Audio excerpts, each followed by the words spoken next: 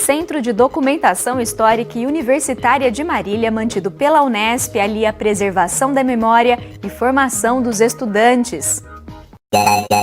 Aberto à comunidade, o espaço abriga importantes registros da história do campus e da cidade.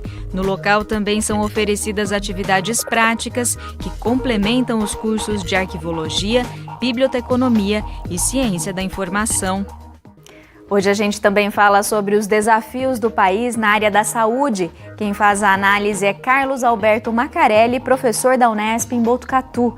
É terça-feira, 8 de janeiro, e o Unesp Notícias está começando.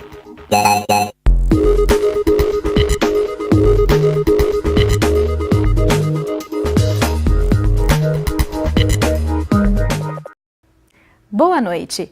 Hoje nós vamos revisitar o trabalho desenvolvido no Centro de Documentação Histórica e Universitária de Marília, mantido pela Unesp. Fundamental para a preservação da memória e também para a formação dos alunos, o CEDUM surgiu a partir da iniciativa da professora Yoshiko Tanabe Mochi na década de 1980. Um passeio pela história de Marília. As primeiras ideias do nome e do símbolo do que viria a ser o principal time de futebol da cidade. O documento que permitia o deslocamento de imigrantes japoneses de uma cidade a outra na época da Segunda Guerra Mundial, o chamado salvo-conduto. E até o livro com registros de propriedade de imóveis e pagadores da taxa de água. Todo esse material segue assim, preservado no CEDUM, o Centro de Documentação Histórica e Universitária, mantido pela Unesp. Mas essas memórias que remontam aos anos de 1930 até 1970 correram o risco de serem descartadas pela prefeitura. Na década de 80, uma professora da faculdade, a professora Yoshiko Tanabe Mochi, estava passando de frente ao prédio da prefeitura e viu um caminhão sendo carregado com uma série de papéis. E chamou a atenção o grande volume, e ela perguntou o que fariam com aquilo. Eles disseram que simplesmente seria jogado no lixo. Então ela percebeu que todos esses registros, lançamentos de IPTU, ofícios, correspondências, compra, em síntese, toda a documentação da Prefeitura de Marília ia ser jogada no lixo. Então ela levou tudo isso para a Unesp, colocou tudo numa sala que ficou conhecido como o Projeto Lixão, da década de 80 até 1999. Em 1999, conseguiu-se uma verba junto à Fundação de Amparo à Pesquisa no Estado de São Paulo, a FAPESP, que bancou a reforma do prédio. E também, obviamente, todas as instalações para que pudéssemos começar a acondicionar adequadamente esses documentos. Depois desse pontapé para a criação do CEDUM, o espaço cresceu ao longo dos anos. Hoje é composto por registros das delegacias de polícia da época, jornais impressos e outros documentos oficiais da prefeitura. A memória da Unesp também está presente. Todas as plantas de construção do campus na cidade, na década de 1970, estão guardadas aqui.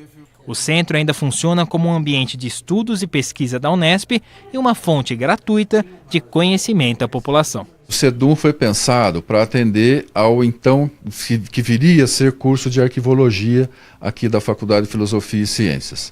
Mas esse projeto inicial acabou se expandindo. Hoje ele atende também os alunos do curso de biblioteconomia, hoje ele atende também os alunos de mestrado e doutorado da ciência da informação, bem como também atende a comunidade. Se qualquer cidadão quiser pesquisar qualquer documento que está sob nossa guarda, basta ele entrar no site e agendar um horário que ele pode vir e ter acesso a toda a documentação que está guardada aqui. O processo de conservação dos materiais é feito por alunos nesse laboratório. O objetivo é organizar e quantificar os itens do acervo. Em uma etapa futura, todo o conteúdo será digitalizado e vai estar disponível na internet. Nesse laboratório nós damos uma primeira noção, do documento, da composição química do documento, do como ele é feito. Qualquer documento, então, vai desde o textual, papel, até foto, VHS, todas essas coisas. E como a gente faz uma primeira conservação.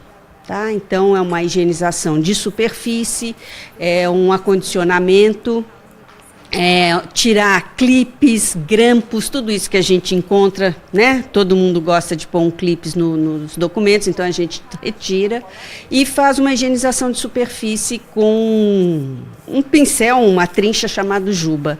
tá? E depois a gente tenta condicionar da melhor maneira possível.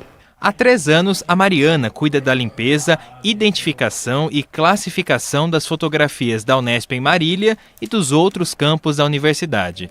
Para ela, a experiência foi uma chance de praticar o que vem aprendendo no curso. Tudo que a gente vê na teoria, a gente consegue colocar em prática.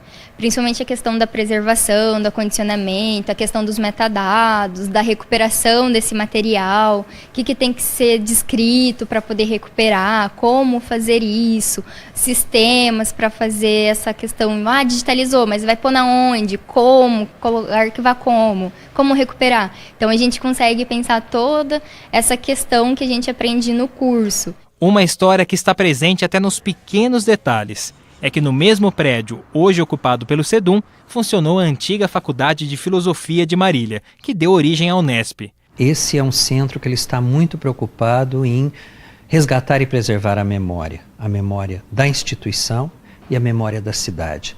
E essa memória ela vai além do documental. Não é? Quando nós tivemos uma preocupação, obviamente, de receber e tratar e preservar essa documentação, mas até a questão arquitetônica, a questão dos móveis, esse é um espaço de preservação da memória da unidade. Então, quando nós temos aqui as mesas originais, as cadeiras originais da criação da Unesp, o mobiliário original, é uma maneira para que o prédio e o mobiliário fale por si só, complementando essa documentação. O passado e o presente vivem lado a lado por aqui. Como você viu na reportagem, o SEDUM está aberto a toda a comunidade que tem interesse em consultar os materiais do acervo. Ele funciona de segunda a sexta-feira, das 8 ao meio-dia e das 2 às 6 da tarde. Você pode entrar em contato por e-mail ou pelo telefone 14 3414 9609. E o campus da Unesp em Bauru está com inscrições abertas para o primeiro curso de férias oferecido pela universidade. Os detalhes com o repórter Otávio Frabetti. As atividades começaram em dezembro e seguem até fevereiro. O objetivo é aproximar a Unesp da comunidade e desenvolver o talento da garotada de Bauru e região. Quem tem todos os detalhes para a gente é a professora Vera Capellini. Professora, quais atividades estão sendo oferecidas nesse curso de férias? Atividades culturais, científicas, esportivas, então diferentes naturezas a gente está oferecendo atividades para os alunos de 3 anos até sem limite de idade. Quem que pode participar então desse curso de férias? Toda a comunidade, né? Porque são jogos, contação de história, atividades em laboratório. Então, basta querer vir participar e trabalhar com o conhecimento produzido pela humanidade. Estamos aqui para trabalhar esse conhecimento de forma lúdica. A Unesp está de férias agora, mas o objetivo é trazer essa comunidade para conhecer, para vivenciar esses espaços da Unesp. Exatamente, até porque a matemática, a química, a física, a biologia estão presentes o tempo todo nas nossas atividades cotidianas. Quem tem dificuldade para vir para o campus, a Unesp também disponibiliza uma ajuda de transporte? Sim, é possível. Quem tem dificuldade, basta fazer contato no 3103-6072 e a gente tem como fornecer o passe para que venha a criança e o acompanhante. Dá tempo de fazer inscrição ainda? Sim, ainda temos vagas em todas as atividades, basta ver no site. Tá certo, professora, muito obrigado pelas suas informações. Se você ficou interessado, então basta acessar o site que aparece aqui na sua tela, conferir as vagas disponíveis e garantir o seu lugar. Otávio Frabetti, para o Unesp Notícias. Chegou a hora de mais um Conexão Unesp. A reflexão de hoje é sobre os desafios do país na área da saúde para os próximos anos. O professor do Departamento de Saúde Pública da Faculdade de Medicina da Unesp em Botucatu, Carlos Alberto Macarelli, fala sobre o funcionamento do SUS, o Sistema Único de Saúde, e a necessidade de fortalecer a atenção básica.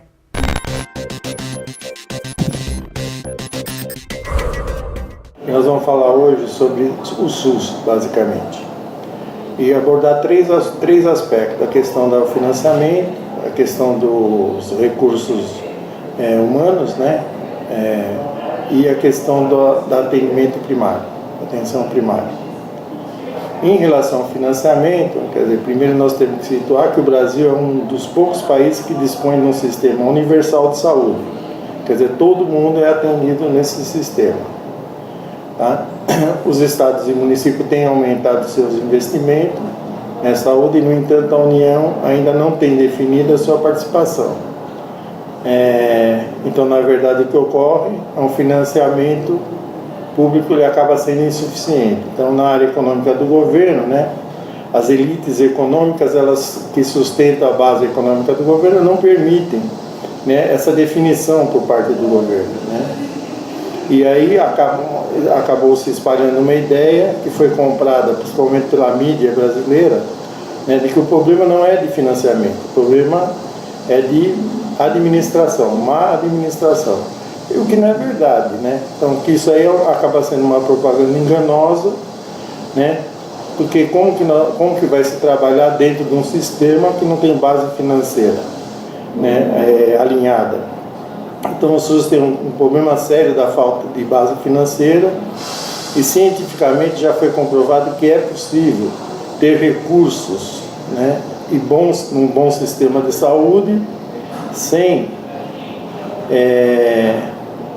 levar o país a uma inflação e a paralisia, como muitos ficam apregoando, né, justificando com isso esse imobilismo governamental no que diz respeito à parte financeira.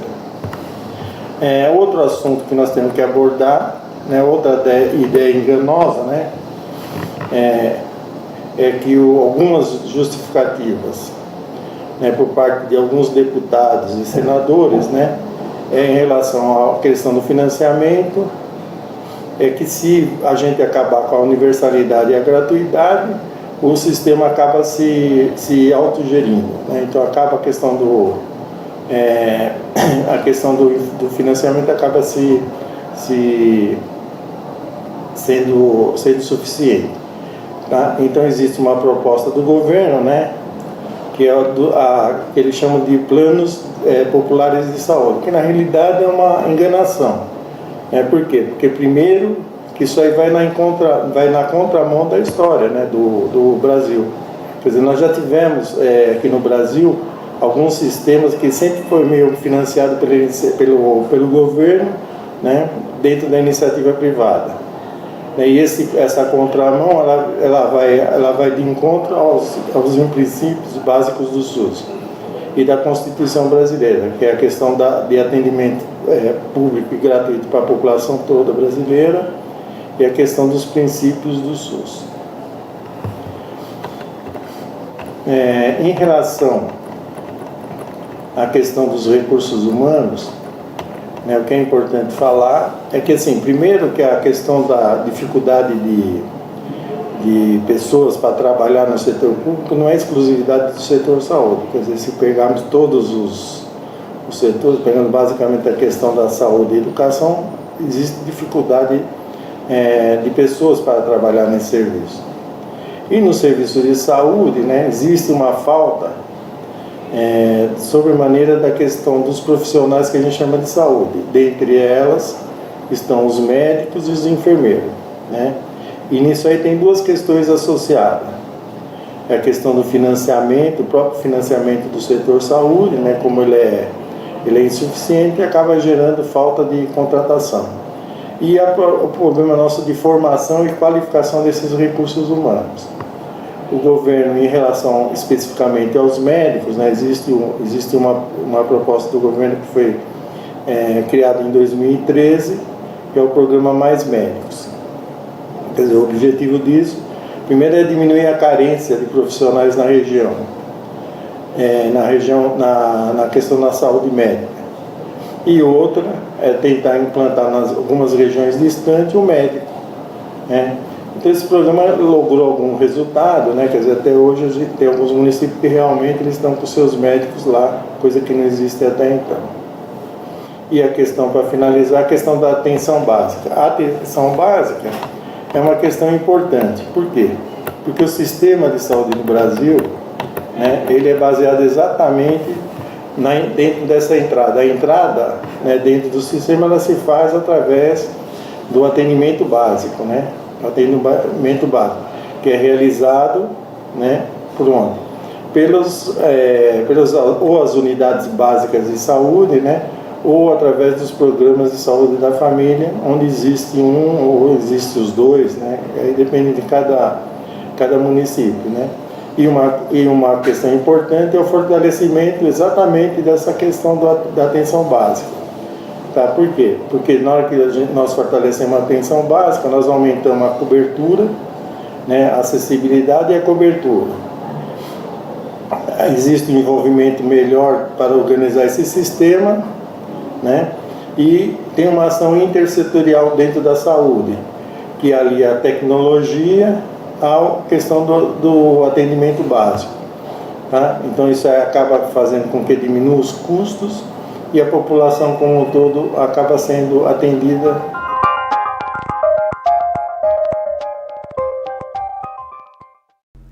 O Unesp Notícias fica por aqui, mas a gente volta a se encontrar amanhã às 6h30. Uma boa noite para você. Tchau!